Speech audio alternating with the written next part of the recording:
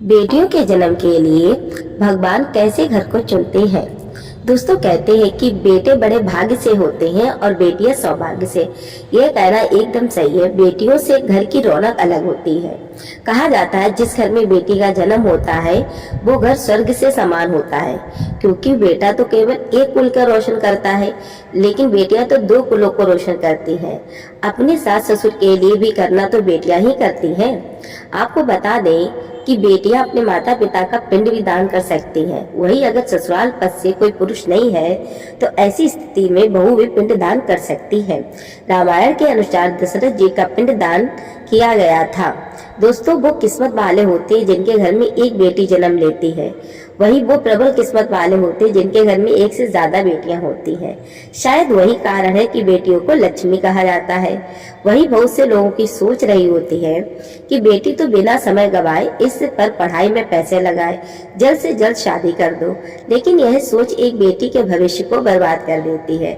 जरा सोचिए, एक बच्चे के मन में कितने सपने होते हैं, उसे कुछ करना है, लेकिन यह सपने सिर्फ सपने रह जाते हैं। इसीलिए अपनी बेटियों को सपने पूरे करने देने चाहिए। उन्हें जीवन में हर खुशी दें जो उन्हें मिलनी चाहिए। एक बेटी से ज्यादा एक बेटी हमेशा अपने माता पिता के लिए सोचती है। इसके साथ ही माता पिता को प्यार अपनापन बेटी ही दिखा सकती है। बेटी के जन्म से एक ही जश्न की तरह मनाना चाहिए। माता पिता को बेटी को हमेशा एहसास दिलाना चाहिए कि वह उनके लिए कितनी खास है। दोस्तों, बेटी कभी भी बाप पर बोझ नहीं होती है। वो सिर्फ अपने और अपने परिवार की किस्मत के लिए जन्म लेती है। एक कथा की माने तो एक बार दो दोस्त लंबे समय से एक दूसरे से मिले। एक दोस्त ने दूसरे से हाल पूछे तो जवाब में उसने कहा, मेरे हाल तो एकदम बढ़िया है, और हो भी क्यों ना, मेरे घर में जो दो बेटे हुए हैं। तभी दूसरे दोस्त से पूछता है कि तेरे घर में कितने बच्चे हैं। तो दोस्त खुशी के साथ बताता है, मेरे घर में दो बेटियां हैं। उसका दोस्त भगवान का शुक्रिया अदा करता हुआ कहता है, धन है उसके घर बेटियां नहीं है। ये सुनकर बेटी के पिता की आंखों में आंसू आ गए। तभी उसकी बेटी पिता से मित्र से कहती है, अंकल, भगवान हमेशा भाग्यवान को ही बेटी देता है, कभी गरीब को बेटी के रूप में नहीं देता है। माता लक्ष्मी नहीं देता है।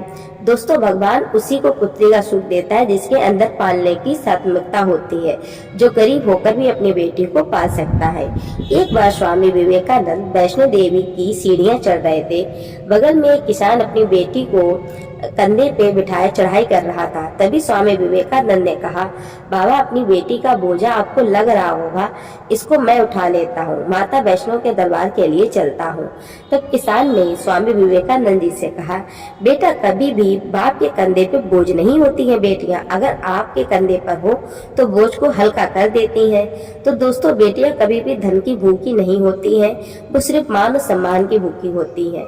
वह सोचने वाली बात है कि कौन से कर्म के बाद आप किस घर के लड़की के रूप में जन्म लेते हैं और उनके घर के लिए लक्ष्मी का रूप साबित होते हैं। गरुड़ पुराण में भी बताया गया है, जब आत्मा को नया जन्म मिलता है तब आत्मा से उस शरीर के अनुसार व्यवहार में ढलकर अपने कर्म करने होते हैं। शरीर के जरिए कर्म करके एक आत्मा को अपने जन्म के उद्देश्य को ही सार्थक बना सकती है और निरर्थक भी। अगर कोई पुरुष महिलाओं का आचरण करता है तो स्वभाव में महिलाओं वाली आदतें ले आता है या वही काम करता है जो एक महिला को करना चाहिए, तो ऐसे पुरुषों की आत्मा अगले जन्म में स्त्री का शरीर धारण करती है। वही गरुड़ पुराण में बताया गया है, यदि कोई व्यक्ति मृत्यु के अंतिम क्षणों में किसी स्त्री को याद करते हुए अपने प्यार त्याग देता है तो अगले जन्म में उससे स्त्री रूपी जन्म मिलता है। अगर वह अंतिम क्षणों में परमेश्वर का नाम लेता है तो आगे उसकी मुक्ति के द्वार खुल जाते हैं। तो दोस्तों, मेरी जानकारी आपको कैसी लगी? माता पिता का मान है, सम्मान है बेटी, अपनों की मुस्कान है बेटी, बुराई के लिए शैतान है बेटी, वंशजों का जीवन दान है बेटी। तो मेरी वीडियो को दोस्तों लाइक और कमेंट जरूर करिएगा, और जानकारी अच्छी लगे तो प्लीज मेरे चैनल को एक सब्सक्राइब जरूर करें। धन्यवाद दोस्तों।